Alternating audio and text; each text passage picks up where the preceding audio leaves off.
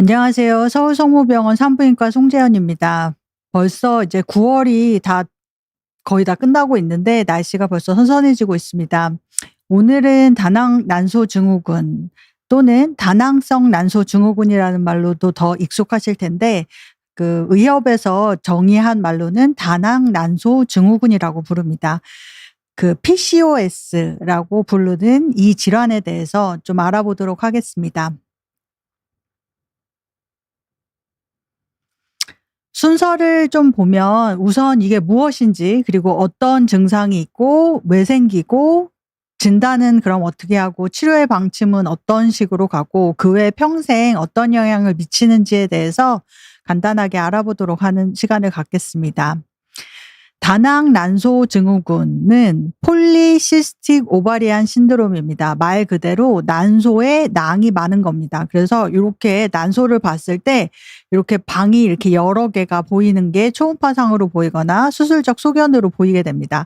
정상 난소에서는 이렇게 하나가 난포가 자라서 커져서 터지면 이게 배란이 된다고 합니다. 그래서 배란이 되게 되면 그게 난자랑 정자랑 만나서 그다음 임신이 되고 뭐 요런 과정을 겪는 거를 잘 알고 계실 텐데, 요게 커져서 터지는 그런 일련의 과정, 즉 배란이 일어나지 않아서 요렇게 조그맣게 크지 못하고 터지지 못한 것들이 조그맣게 있는 것을 다낭 난소 증후군이라고 하는데, 이거는 크게 두 가지 측면을 보게 됩니다. 그래서 남성 호르몬이 난소에서 많이 생성되고, 그래서 정상 배란이 어려워져서 그런 여성 호르몬의 불균형을 일으키게 되는 질환 이고, 또한 이거와 마찬가지로 그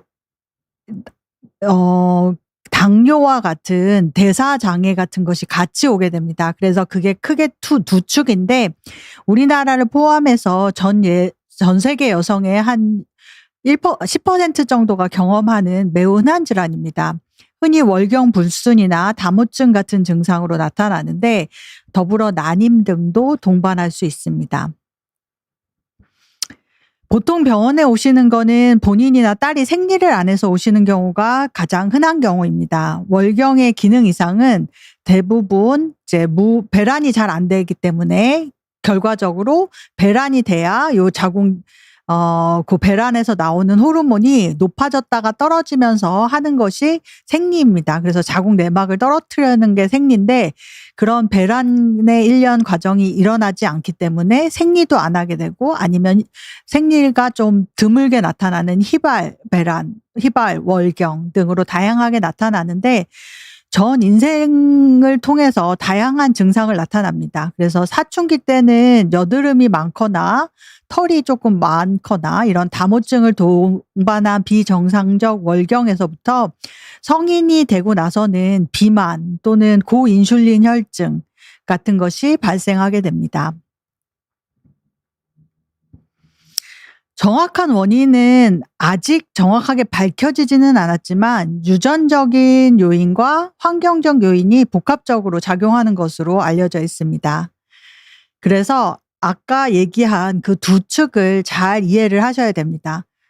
첫 번째는 뇌 시상하부, 그리고 뇌하수체, 난소에 그런 뭐 할머니가 엄마한테 이래라 그러면 엄마가 딸한테 이래라 뭐 이렇게 하는 것처럼, 그런 호르몬의 그 서열이 있습니다. 그래서 그런 호르몬 조절이 나타나야 되는 게 정상인데, 그런 조절 이상으로 인해서 나타나게 됩니다.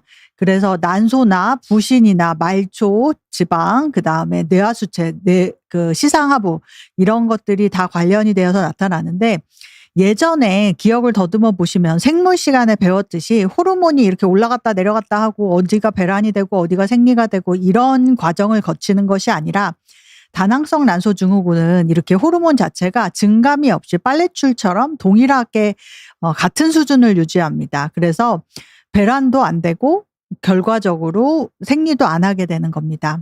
그래서 요런 한 축의 원인이 있고, 두 번째는 인슐린 저항성 및 비만의 증가가 증상의 악화에 큰 영향을 미칩니다. 이게 보면 뭐 간이나 췌장이나 뭐 지방이나 이런 전신적인 것과 다 연관이 돼 있는데, 이런 인슐린 저항성과 비만에 따라서 남성 호르몬이 과도하게 분비가 되고 결과적으로 여드름과 다모증을 일으킨다고 보시면 되겠습니다. 그래서 요런 것들로 인해서 다낭성 난소 증후군의 증상들이 나타납니다. 아까 얘기했지만 생리가 잘 안 하거나 휘발월경을 하거나, 아니면 요런 인슐린 저항성이나 비만의 증가로 인해서 안드로겐 혈증이 높아져서 안드로겐 남성 호르몬이 높아져서 그로 인해서 여러 가지 증상이 나타나게 됩니다. 보통 다낭성 난소 증후군은 비만이 제일 많습니다. 갑자기 이제 고등학교 때 고3 때 공부를 열심히 해서 한 10kg가 쪘다. 그러면 생리를 안 하게 되는 경우가 좀 빈번한데, 몸무게를 키의 제곱으로 제곱으로 2번, 어쨌든 제곱으로, 그러니까 한 번 나누고 또 2번 나눈 BMI 체질량 지수가 외국에서는 20에서 25까지를 정상 범위라고 보는데, 우리나라에는 20에서 23까지를 정상 범위라고 보게 됩니다. 이런 정상 수치를 벗어나서 보통 뚱뚱한 비만인 경우가 다낭성 난소 증후군 가진 사람에서는 많이 나타납니다. 살이 찌면 호르몬의 불균형이 와서 다낭성 난소 증후군이 생기는데, 외국에서는 거의 90% 이상이 다낭성 난소 증후군을 가진 사람들은 매우 고도비만, 뚱뚱한 사람들이 많습니다. 하지만 우리나라에서는 살찐 사람 반, 안 찐 사람 반, 반반의 형태를 보입니다. 비만 외에도 비만으로만은 설명할 수 없는 그런 뭐 황체 호르몬 증가로 인해서도 요런 것들이 다 생길 수 있기 때문에, 우리나라에서는 그렇게 비만이 되지 않은 젊은 여성들이 다낭성 난소 증후군으로 병원을 내원하는 경우도 매우 흔합니다. 이런 다낭 난소 증후군 환자들이 겪는 중요한 증상을 조금 살펴보면, 우선은 생리가 잘 안 해서 병원을 오는 경우가 제일 많습니다. 그래서 무월경이나 휘발월경, 요거에 대해서는 조금 이따 또 어떤 거를 이렇게 부르는지 알려드리겠습니다. 그거 외에도 아까 남성 호르몬이 높아진다고 했습니다. 그래서 몸에 털이 과도하게 나거나 얼굴에 털이 과도하게 나거나 여드름이 심해지거나 남성형 탈모가 생기거나, 일부의 사람들은 요런 그림처럼, 그러니까 피부가 조금 이렇게 어두워지고 두꺼워지는 흑색 가시세포종이라고 얘기하는 아카토시스 니그리칸스 소견을 보이기도 합니다. 이런 식으로 털도 많이 나게 되고, 그리고 또 아까 얘기한 비만과도 연관이 있기 때문에 비만이 한 반에서 나타나는데, 비만과 관련된 다른 증상들, 그래서 배에 지방이 축적되기 쉽고 인슐린 저항성이나 고인슐린 혈증으로 인해서 2형 당뇨나 뭐 고지혈증, 그리고 대사증후군 같은 것이 동반될 수 있겠습니다. 이러한 증상 외에도 이제 생리를 조금 안 하기 때문에, 그런 배란도 안 되고 생리를 안 하게 되기 때문에 결과적으로 임신이 되는 찬스가 조금 줄어드는 것도 생기고, 또 심리적인 피로함이나 우울감도 발생되는 경우가 있습니다. 그래서 하지만 다낭성 증후군의, 다낭 난소 증후군의 여러 가지 증상은 그냥 보통 사람들에서 봤을 경우에 굉장히 많은 여성들에서 나타납니다. 그래서 뭐 털이 좀 많은 것 같아요. 그러면 한 64%, 그리고 여드름이 있는 사람 30%, 뭐 임신이 잘 안 되는 사람 25%, 뭐 그렇고, 뭐 생리가 규칙적인 사람보다는 불규칙하거나 잘 안 하거나 이런 사람들이 보통은 이제 평상 보통 사람들 범위에서도 더 많이 나타날 수 있습니다. 그러면 이런 사람들을 다 다낭난소 증후군이라고 묶어서 진단을 내릴 수 있을까요? 그러면 진단을 어떻게 하는지에 대해서도 살펴보겠습니다. 이 다낭난소 증후군의 진단은 요 3가지 중에 2가지를 충족하는 것을 봅니다. 그래서 무배란 또는 휘발배란, 결과적으로 불규칙한 월경이나 무월경을 보이게 되는데, 요런 거.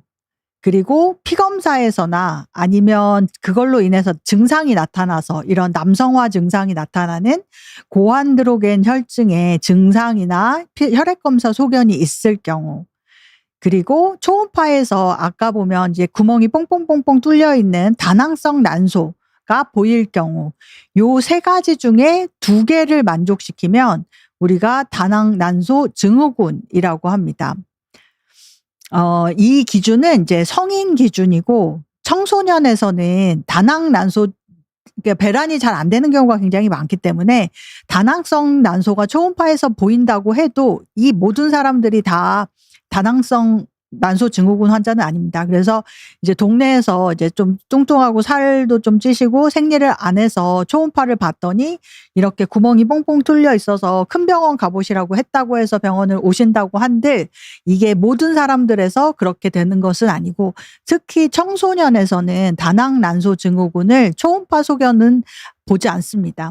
그리고 이런 사람들에서는 배란이 안 되고 그런 조그만한 그런 난포 같은 게 잔뜩 있기 때문에 그 AMH라고 하는 여성 그 난소 나이라고 하는 게 굉장히 쌩쌩하게 젊은 나이로 나타나게 되지만 그게 약간 진단에 도움을 줄 수는 있지만 청소년에서는 이걸 안 봅니다. 그리고 생리를 잘 안 하는 무배란과 고안드로겐 혈증 요 3개 중에 2개가 만족하면 성인에서는 진단을 내릴 수 있지만 청소년에서는 2가지를 다 만족을 해야만 조금 더 스트릭트하게 진단 기준을 보고 있습니다. 각각의 진단 기준에 대해서 하나씩 알려드리겠습니다. 그래서 우선은 첫 번째 이제 3개가 뭐라고 했죠? 이제 한번 리마인드를 해보면 생리가 잘 안 하거나 아니면 휘발월경이 있거나 2번째 남성 호르몬 수치가 높거나 피검사에서 아니면 그런 증상이 나타나거나 아니면 3번째 다낭성 난소 초음파 소견이 보이거나 이렇다고 했을 때 그 첫 번째 생리에 관련된 것부터 생각을 해보겠습니다. 첫 번째로 불규칙한 월경을 보이는 무배란 또는 휘발배란은 다음과 같이 초경으로부터 경과한 해에 따라서 평가를 다르게 합니다. 초경하고 나서 첫 해에는 원래 생리가 불규칙합니다. 그래서 한 2년까지는 저희가 생리가 불규칙하다고 보고 생리가 조금 내 사이클에 맞춰지는 거는 한 8년이 지나고를 봅니다. 그래서 보통 뭐 초등학교 고학년 때 생리가 시작한다고 치면 이제 한 20살 전후해서 그때쯤이 이제 생리 사이클이 내 사이클대로 제대로 잡힌다고 볼 수 있겠습니다. 그래서 어쨌건 초경 첫 해에는 평가를 안 하고 초경 1년이 지나고 나서 이제 뭐 초등학생 1년이 지나고 생리하고 첫 번째 생리하고 1년이 지나고 나서 한 번이라도 90일을 넘기는 경우 그리고 아니면 초경하고 나서 이제 1년부터 체크를 한다고 그랬는데 1년에서 3년 사이에 볼 때 우리가 정상 생리의 주기를 3주에서 5주라고 봅니다. 그래서 21일 간격 또는 35일 간격 사이의 간격은 그냥 정상인 겁니다. 내가 한 달에 한 번씩 생리를 따박따박 하지 않고 5주에 한 번씩 해요. 이것도 정상 생리입니다. 정상 생리 주기를 보이는 건데 그거보다 벗어난 경우 근데 초경에서 처음에는 이제 조금 그런 게 사이클이 정확하게 잡히지 않아 있기 때문에 왔다 갔다 할 수 있습니다. 그래서 3주 이하거나 아니면 45일 보통은 이제 5주인데 요거는 45일보다 길 경우에 이제 생리를 좀 잘 안 하는구나 우리가라고 볼 수가 있겠고 그냥 보통 사람들은 3주에서 5주 그 사이를 벗어난 경우 아니면 1년에 내가 체크를 했더니 8번보다 더 조금 그러니까 7번까지 했을 경우 그럴 경우는 이제 배란이 좀 잘 안 되는구나 배란이 좀 휘발하구나라고 생각을 하면 되겠고 아니면 15세 정도 되면 어쨌든 생리는 해야 됩니다. 근데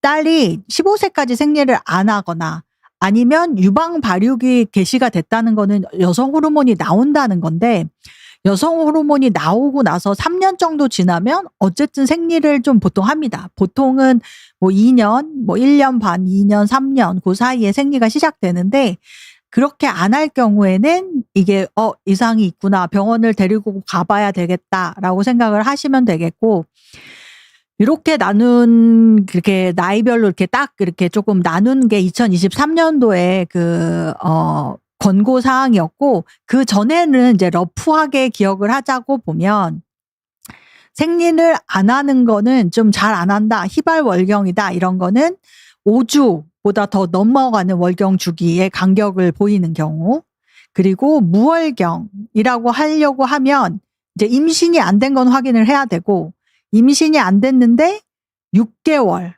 또는 보통 내가 뭐 한 달에 한 번씩 한다 그러면 어쨌든 3번 생리를 안 했다 그러면 무월경이라고 생각을 하시고, 달력에 꼭 체크를 해 놓으시고 생리 주기를 체크를 해 보시는 것이 좋겠습니다.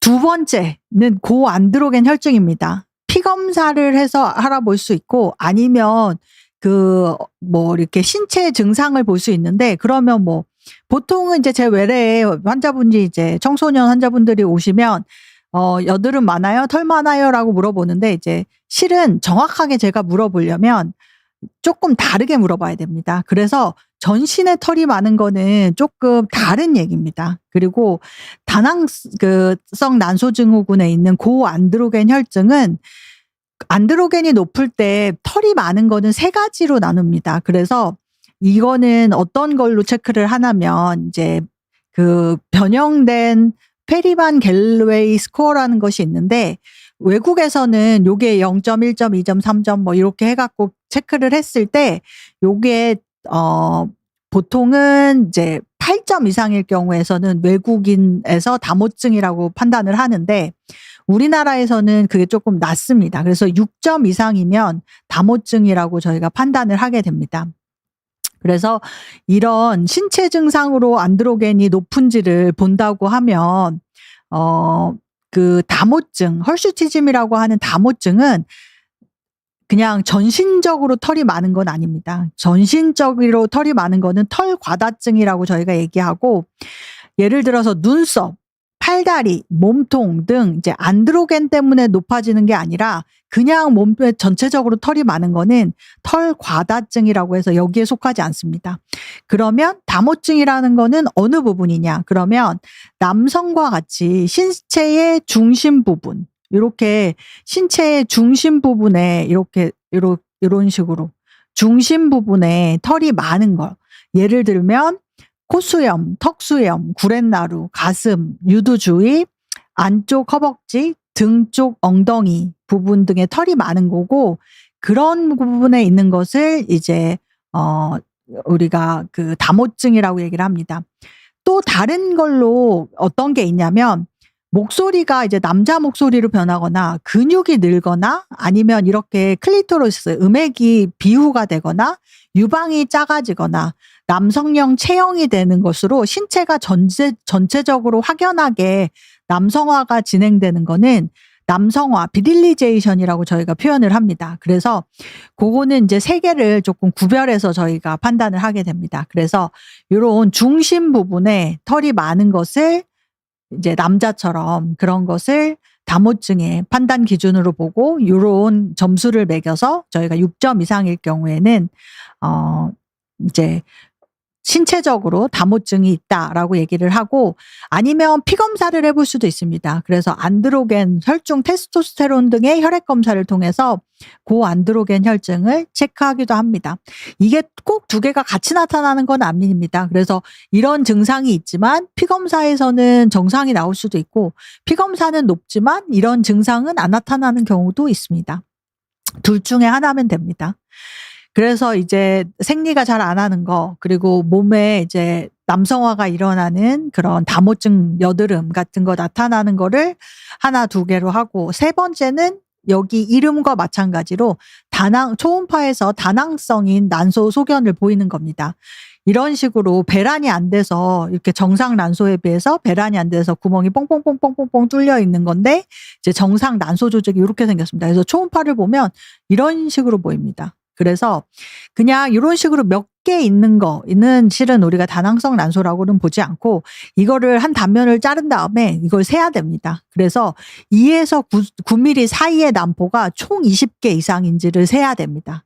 아니면 단면적당 난포수가 10개 이상 보이거나, 아니면 난소의 부피, 가로 곱하기 세로 곱하기 높이 곱하기 0.5 해서 저희가 부피를 체크를 하는데 이게 10ml 이상일 경우에 우리가 다낭성 난소라고 얘기를 합니다. 그래서 이제 저희도 초음파실에 환자분들을 보내서 초음파를 보고서 올 때 이제 다낭성 난소라고 찍어서 오지만 실은 다낭성 난소가 아닐 경우도 굉장히 많습니다. 그래서 이런 진단이나 이런 게 좀 엄격하게 되지 않고 이제 다모증이나 이런 것도 이제 저희가 엄격하게 뭐 이렇게 다 신체 검사나 이런 걸 하는 거는 아니기 때문에 조금 다낭성 난소 증후군이 좀 과대평가되고 여러 사람들에게 진단이 되는 경향은 있습니다. 그리고 이제 배란이 되는 초음파가 이렇게 난소에서 초음파를 봤더니 하나가 배란이 되는 게 보인다 그러면 그 사이클은 안 봅니다. 그쪽 난소를 안 보거나. 그래서 어쨌건 매우 이렇게 딱 진단하기는 되게 크리티컬한 진단 기준이 있습니다. 그래서 여러 단체와 학회에서 다낭난소 증후군을 여러 가지 방법으로 정의를 했습니다. 그래서 증후군이라는 것 자체가 임상 증상 여러 가지와 뭐 혈액 검사나 무슨 여러 검사를 종합해서 내리는 진단입니다. 이렇게 딱 뭐 암 이런 것처럼 조직 검사에서 딱 나오는 그런 게 아니고 증후군이라는 거는 그런 걸 종합해서 내리는 진단이기 때문에 어떤 경우에서는 뭐 이렇게 더 좀 엄격하게 보는 경우도 있고 어떤 경우는 조금 더 넓혀서 보는 경우도 있습니다. 그래서 요 세 가지 증상 중에 두 개가 만족시키는 요 부분을 보는 게 로테르담 크라이테리아라고 해서 저희가 제일 지금 많이 쓰고 있는 대세의 그런 진단 기준입니다. 다낭성 난소 증후군은 이제 또 환자분이 제일 많이 물어보시는 게 뭐 굉장히 많이 물어보시는 게 엄마가 딱 들어오면 물어볼 것 같은 게 있어요. 그래서 완치가 되나요? 피임약 먹기 싫어요. 피임약 먹으면 나중에 임신되나요? 뭐 이런 기타 등등 정말 전형적인 질문들이 많은데 완치가 되냐라고 많이 물으시는데 물론 생리가 불규칙했던 분들도 애를 낳고 나서 나이가 지나면 생리가 규칙적이 되는 경우도 많지만 이거는 평생 가지고 가는 질환이라고 생각하고 관리를 하시는 것이 좋겠습니다.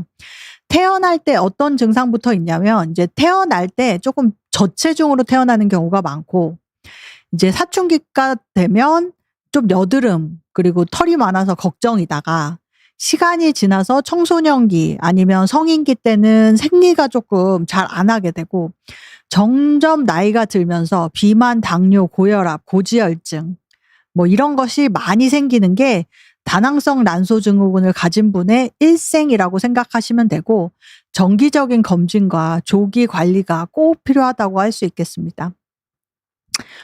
그러면 어떤 것들이 있는지 하나하나씩 좀 살펴보겠습니다. 단순한 생리 문제를 넘어서서 장기적으로 만성 질환의 위험성을 높이기 때문에 평생 관리가 중요하다고 하는데 이제 대사증후군, 이제 배둘레를 재고 저희가 뭐 당뇨 수치, 혈압 수치 뭐 이런 거를 봐서 체크를 하는 대사증후군이 다낭성 난소 증후군이 있었던 사람에서 봤더니 유병률이 한 40에서 50%에 다다르더라.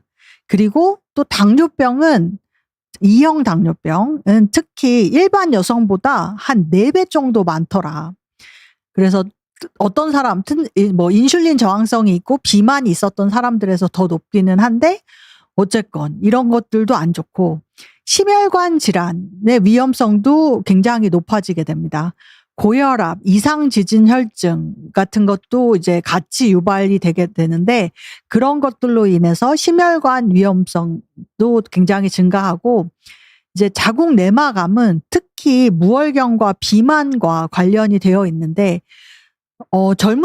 젊으신 분들 중에 뭐 이제 성관계도 한 적도 한 번도 없고 근데 비만이시고 너무 사는 게 바빠가지고 이제 막 맨날 야근하고 밤에 뭐 먹고 그래가지고 살이 엄청 찌는데 내가 생리를 하는지 안 하는지도 잘 관리를 못 하겠고 그것 뭐 안 하면 좋지 하고 신경도 못 쓰다고 지내시다가 어느 날 피가 철철 나서 옵니다. 그래서 검사를 해보면 자궁 내막암이 있어서 뭐 아직 젊고 그다음에 아직 아기도 없는데 수술을 해야 되고 자궁을 적출해야 되고 이러는 분들도 있습니다. 그래서 이런 다낭성 난소 증후군은 생리를 따박따박하게 저희가 체크를 해줘야 되는 이유가 아까 얘기한 여성 호르몬이랑 황체 호르몬이 나와서 그 자궁 내막을 떨어뜨리면서 하는 게 생리인데 그게 안 되고 자꾸자꾸 쌓이면 자궁 내막암의 위험성이 증가하게 됩니다. 그렇기 때문에 이거를 꼭 봐야 되고 또 불안이나 우울증의 유병률 같은 것도 일반 여성보다 2배 정도 흔합니다. 또 아까 얘기한 이런 비만과 대사증후군이랑 이런 것도 마찬가지로 연관이 돼 있기 때문에 수면무 또 아니면 비알코올성 지방간 뭐 이런 것도 굉장히 많이 앓게 되시고 또 다시 얘기하지만 정기적인 검진 및 조기 관리가 꼭 필요한 케이스입니다. 그래서 평생 따라다닌다. 내가 지금 생리를 좀 옛날에 안 했지만 지금은 생리를 잘 하지만 완치라고 생각하지 말고 평생 내가 건강 관리를 남들보다 더 잘해야겠다라고 생각을 하시면 됩니다. 그러면 치료의 기본은 뭘까요? 우선은 뭐 너무나도 당연하게 건강한 생활 습관을 개선을 하는 겁니다. 그래서 생활 속에 작은 습관이 변화가 돼서 이것만 해도 굉장히 좋아지는 경우가 많습니다. 그래서 뭐 칼로리를 조금 낮은 음식을 조금 드셔야 되고 그래서 식이 조절은 뭐 어쨌든 그런 거를 좀 다이어트식 또는 운동은 중강도 운동은 주 150분 이상 그리고 고강도 운동은 75분 이상의 유산소 운동이랑 주 2회 이상 근력 운동을 하는 게 중요합니다. 이거는 뭐 너무너무 중요하다고 얘기를 해도 부족함이 없죠. 그렇게 하고 식이 조절도 같이 병행을 해서 체중은 한 5에서 7%만 줄여도 6개월 동안 자기 몸무게가 뭐 처음에 100kg여도 5kg, 7kg만 바뀌어도 6개월 후에는 한 75%에서는 생리를 하고 임신도 할 수 있고 배란도 하고 생리도 합니다. 그렇기 때문에 체중을 하는 게 굉장히 중요하고 뭐 어떤 교수님들은 이제 다당성 난소 보시는 교수님 중에 어떤 분들은 이제 그 방만 들어갔다 오면 살 못 뺐다고 뭐 환자분들 다 울고 나온다고 얘기를 들을 정도로 요거는 정말 체중 감량은 안 하면 그러니까 원래 비만이 아니었던 사람은 상관이 없지만 비만인 사람이 다낭성 난소 증후군이 발현된 사람은 이게 안 되면 뭔가 치료를 해줘도 약을 언젠가 끊어야 되는데 끊으면 도로함이 타버립니다. 약으로 생리를 하게 해줘봤자 약으로 뭐 고지혈증, 당뇨 이런 거를 수치를 낮춰봤자 약을 끊으면 이게 안 되면 그냥 도로암이 타버리고 약을 얼마나 치료하느냐는 보통은 사람마다 다르고 그건 정해져 있지 않고 뭐 추후에 뭐 임신 계획이 있거나 뭐 살을 빼거나 뭐 이런 거에 따라서 다 다르지만 어쨌든 뭐 한 2년 만약에 치료를 했다. 근데 체중 관리를 잘하고 몸을 건강하게 했다. 그러면 약을 끊으면 건강하게 살 수 있는 거고 뭐 그냥 약만 먹고 생리만 했다. 이러면 끊으면 그냥 도로암이 타버리고 다시 시작입니다. 그러니까 이 체중 감량 이런 생활 습관 개선 이거는 가장 기본적으로 깔려 있어야 하는 치료입니다. 그래서 살 좀 빼는 것이 가장 중요하다고 할 수 있겠습니다. 그리고 이런 생활 습관 개선으로도 해야 되지만 그거를 했는데도 잘 안 돌아오거나 뭐 아니면 체중이 아까 체질량 지수가 25 이상인 환자 비만인 경우에는 인슐린 감작제인 메폴민을 사용해서 대사 이상을 조절하는 것도 고려할 수가 있겠고 그다음에 이제 고도 비만이나 이런 환자들은 흔히 우리 알고 계신 삭센다나 위고비 뭐 이런 비만 치료제나 아니면 어떤 사람들은 너무 심해서 위를 좀 잘라버리거나 이런 수술을 하는 경우도 있습니다. 하지만 지금 실은 너무 무분별하게 이제 살이 찌지도 않은 BMI가 높지도 않은 사람들에서 이제 비만 치료제가 그냥 너무나도 광범위하게 사용되는 경우가 있는데 그거는 좀 이번 기회에 제가 꼭 한번 말씀을 드리고 싶습니다.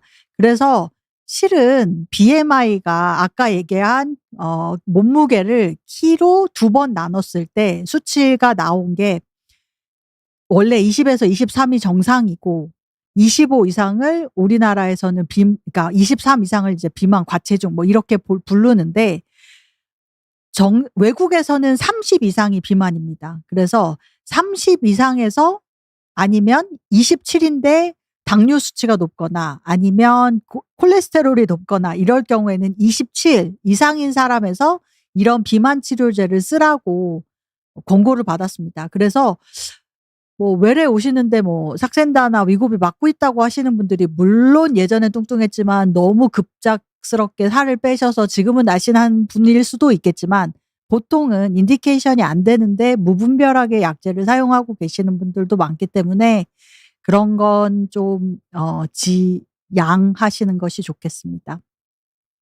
또한 이제 정신건강 관리 아까 우울증, 불안 뭐 이런 것들이 많이 오기 때문에 정신건강을 문제를 가진 환자들은 반드시 심리치료나 약물 치료를 같이 받는 것이 좋겠습니다. 그러면 인제 이렇게 연령에 상관없이 심혈관 질환 이제 뭐 당뇨, 고혈압, 고지혈증, 대사증후군 이런 심혈관 질환의 위험도가 증가하기 때문에 외래 방문 시에는 어떤 거를 평가를 해야 되냐 보면 키 몸무게 아까 나눈 그 체질량 지수 그리고 허리둘레 그다음에 콜레스테롤 그리고 당뇨 수치는 이제 실은 진단을 하기 위해서는 공복 혈당이나 당화혈색소보다는 75g 당 부하 검사를 하는 것이 좋겠습니다. 요거를 약을 먹고 그다음에 피를 4번 뽑아서 수치를 봐서 당뇨를 체크를 하는 건데 이거는 이제 비만인 사람, BMI가 높은 사람이나 아니면 그렇게 비만하지 않더라도 40세가 넘거나 아니면 임신성 당뇨에 옛날에 겪었던 적이 있거나 2형 당뇨의 가족력이 있는 사람들은 요런 검사를 해 보는 것을 권고를 하고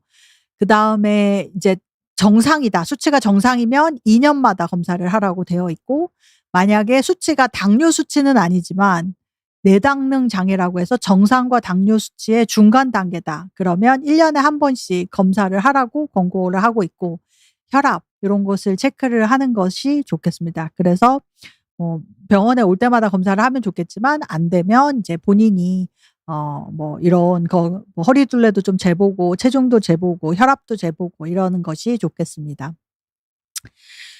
그러면 요런 거를 했는데 만약에 잘 안 되고 그러면 그다음 치료는 어떻게 약물 치료나 이런 건 어떻게 해야 되나?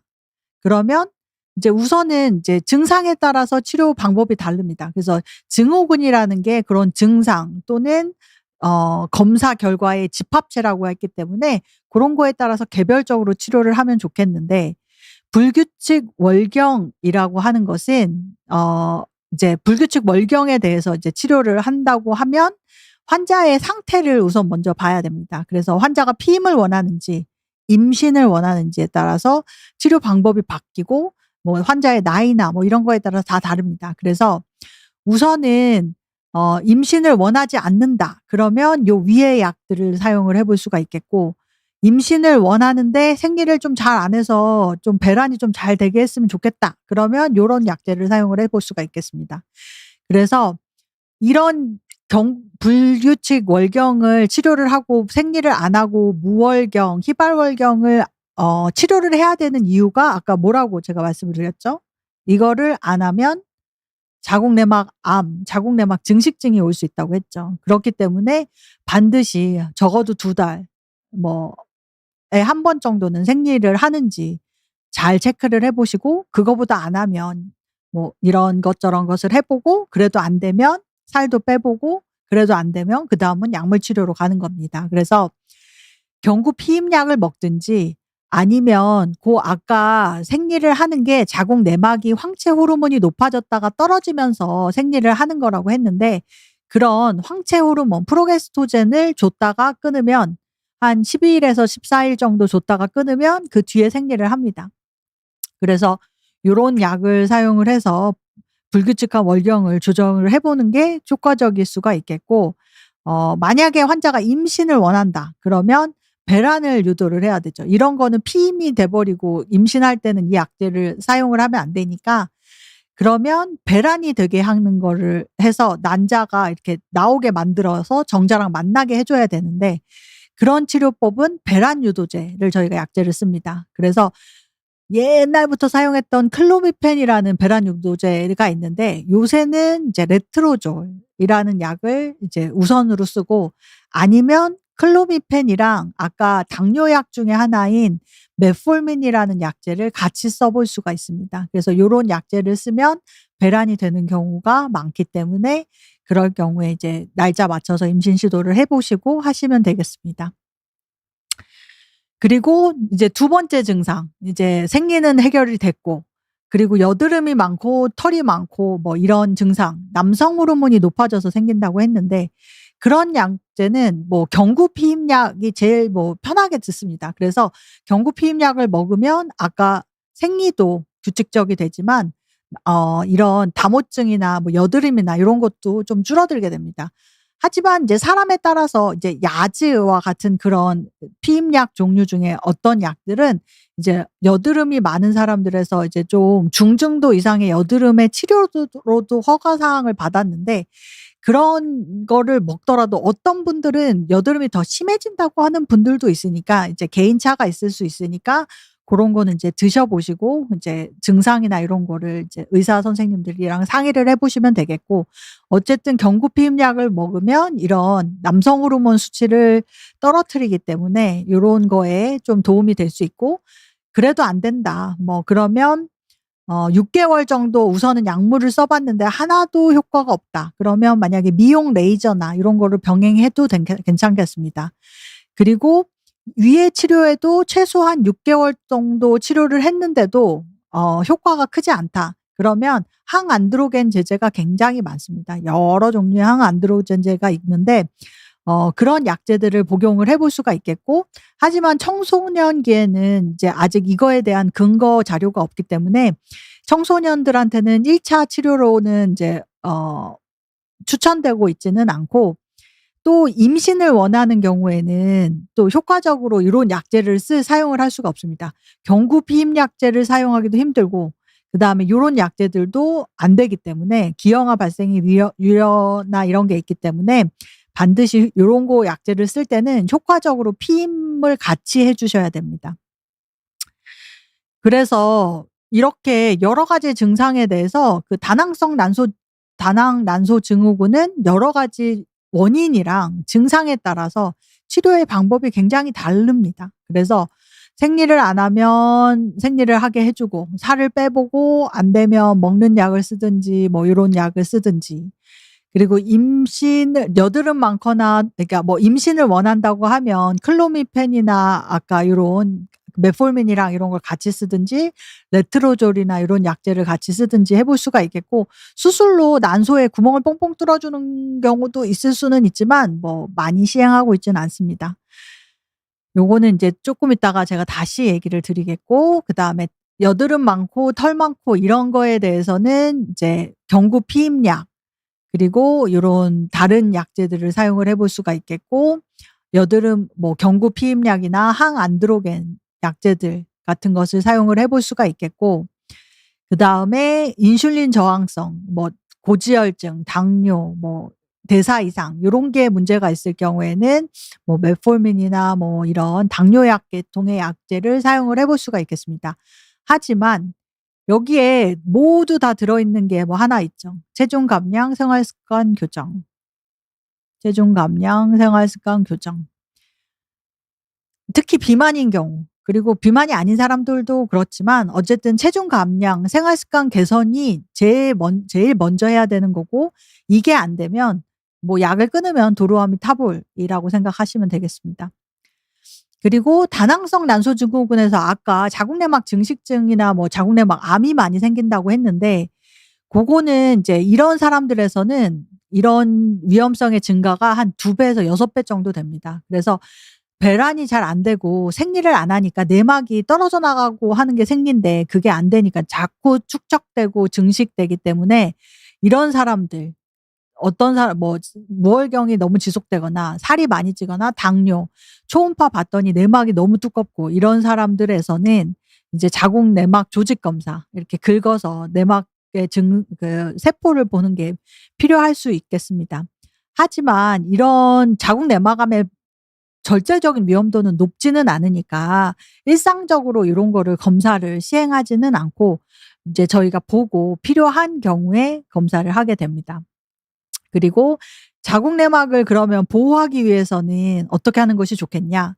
그 아까 얘기한 그 내막이 피 검사가 수치가 높아졌다가 떨어지면서 내막을 탈락시켜서 생리를 하게 하는 황체 호르몬 프로게스테토젠 제제를 사용을 하거나 그게 들어있는 피임약이나 아니면 그 루프, 미레나라고 해서 호르몬 나오는 루프 같은 것을 고려를 해볼 수가 있습니다.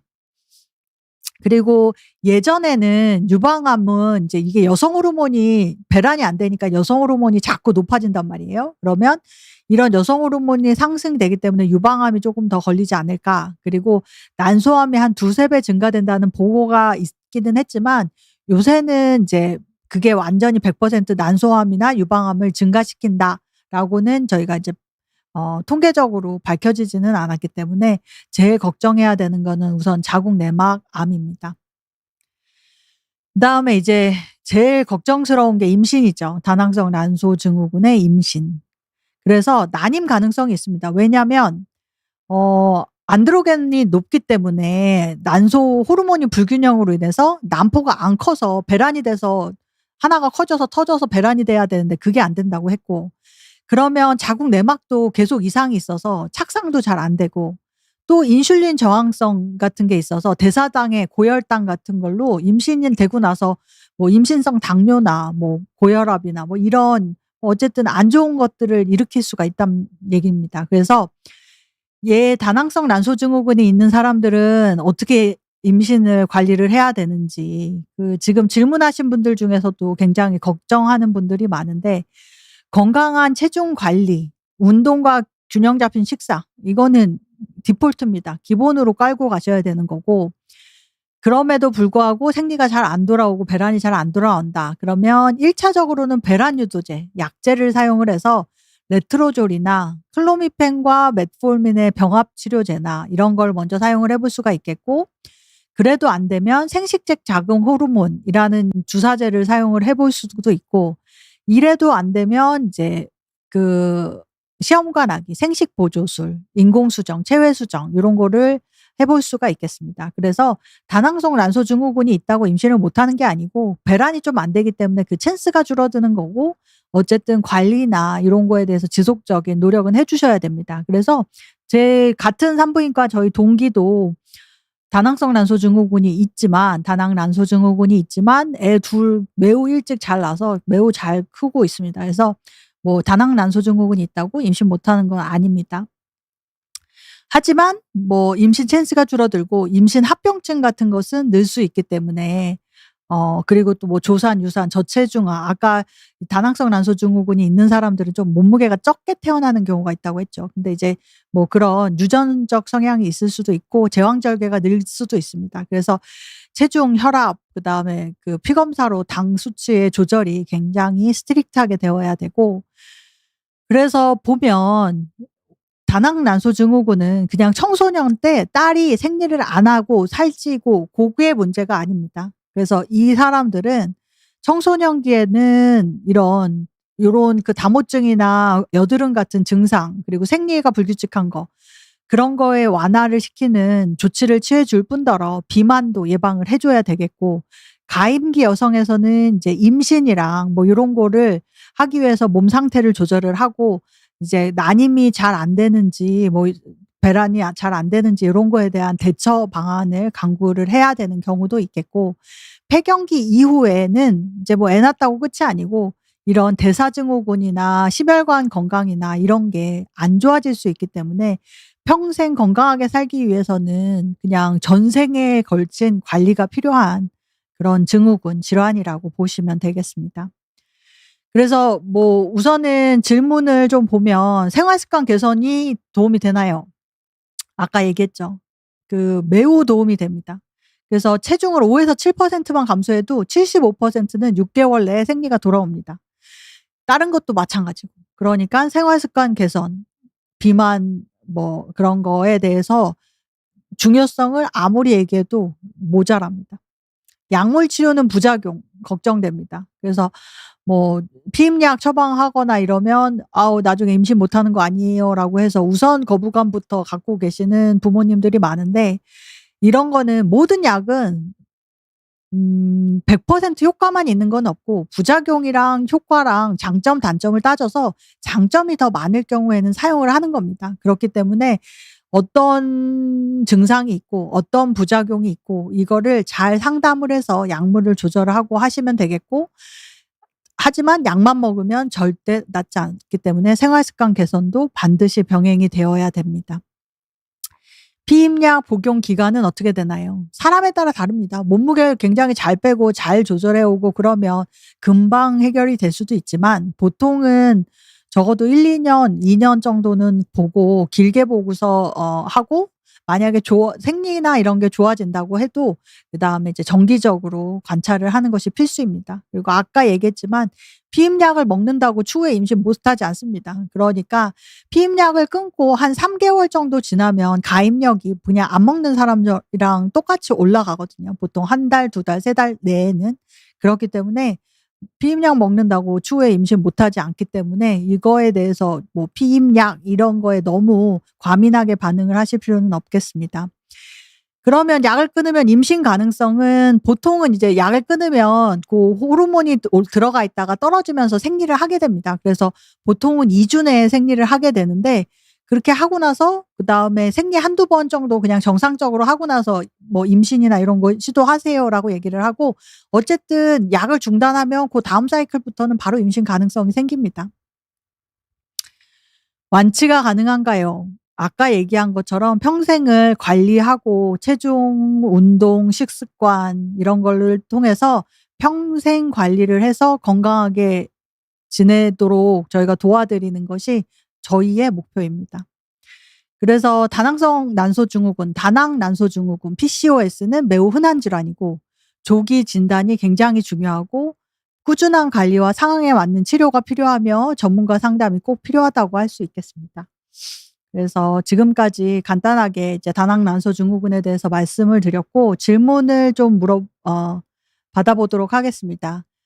그래서 시스템님께서 결혼 준비 중인데 다낭 난소증후군 때문에 배란이 잘 안 된다고 해서 너무 불안합니다. 자연 임신이 잘 된다는데 약이나 시술을 꼭 해야 되는지 걱정이네요. 뭐 다낭 난소증후군이 아까 얘기했지만 그런 생리랑 관련된 문제가 없고 남성 호르몬 수치가 이렇게 높거나 아니면 초음파에서 다낭 난소증후군 이렇게 다낭성 이렇게만 보이는 사람이었으면 상관은 없습니다. 하지만 배란이 잘 안 되면 임신 찬스가 줄어들기 때문에 배란을 조금 너무 간격이 늘어진다고 하면 그런 아까 얘기한 뭐 레트로졸이나 그런 약제들을 사용을 해볼 수가 있겠고, 또 임신 키트처럼 소변으로 이렇게 임신 체크하는 것처럼 마찬가지로 약국이나 이런 데 가면 배란 키트가 팝니다. 그래서 배란 키트를 산 다음에 그거를 체크를 해서 그 배란 키트에 보면 몇 시간에서 몇 시간 내에 뭐 부부관계를 하세요라고 써 있습니다. 그래서 그거에 날짜 맞춰서 하시면 임신율이 굉장히 상승할 수 있겠죠. 그리고 나는야 팔로님, 다낭성 난소증후군이 완치되는 병이 아니라 평생 관리해야 되는데 정말인가요? 정말입니다. 나뭇잎에 님께서 피부 트러블이랑 털이 많이 나는 게 너무 스트레스인데요. 다낭 난소증후군 때문에 그런 거라고 하던가요? 정말 연관이 있나요? 이제 잘 아셨겠지만 정말 연관이 있습니다. 그리고 도룡룡님께서 20대 후반인데 생리가 2-3달에 한 번밖에 오지 않아서 산부인과에서 다낭성 난소증후군이라고 들었어요. 의사 선생님이 체중을 줄이는 게 중요하다고 하셨는데 살이 안 빠져서 너무 스트레스예요. 이렇게 계속 불규칙하면 나중에 임신이 안 되거나 불임이 될까 봐 걱정됩니다. 지금부터 어떤 방법으로 관리해야 될까요?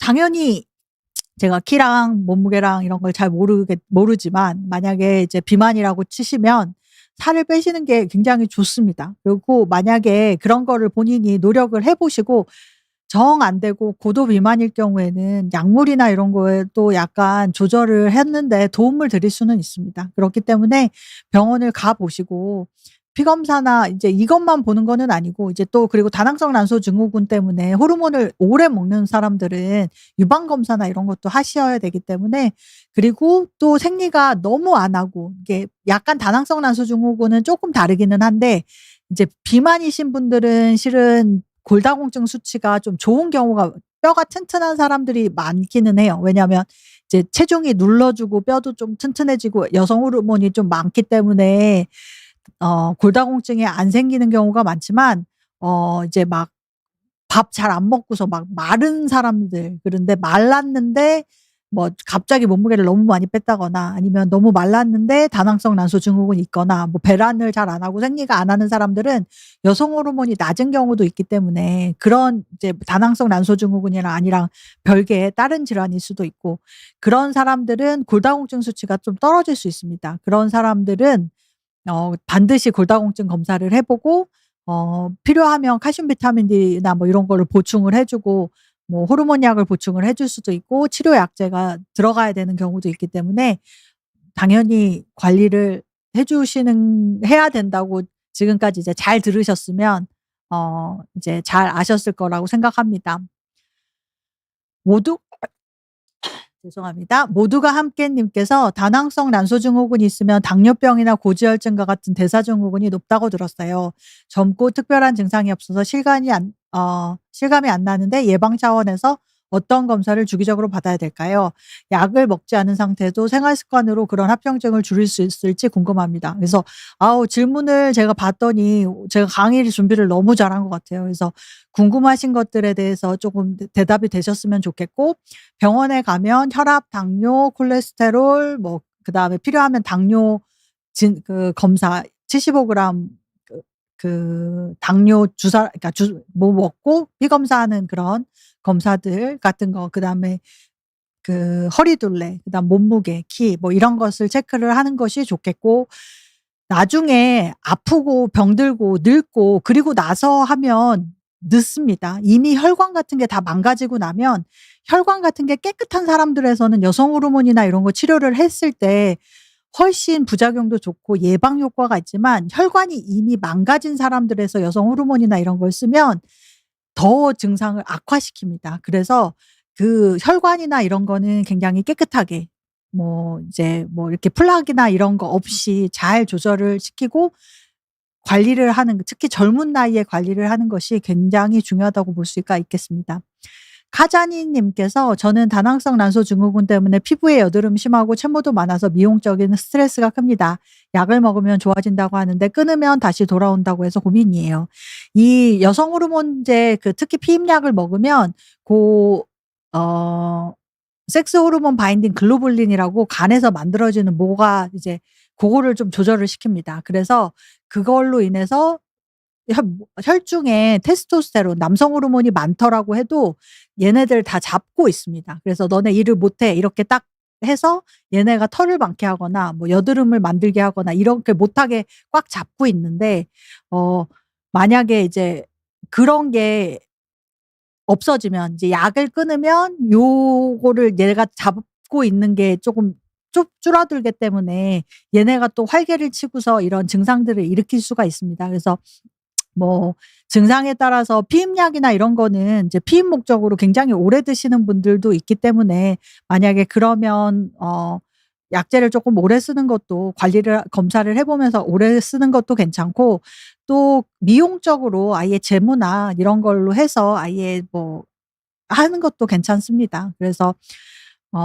환자분에 따라서 각각 상황이나 이런 거에 맞는 것으로 치료를 하시면 되겠습니다. 그래서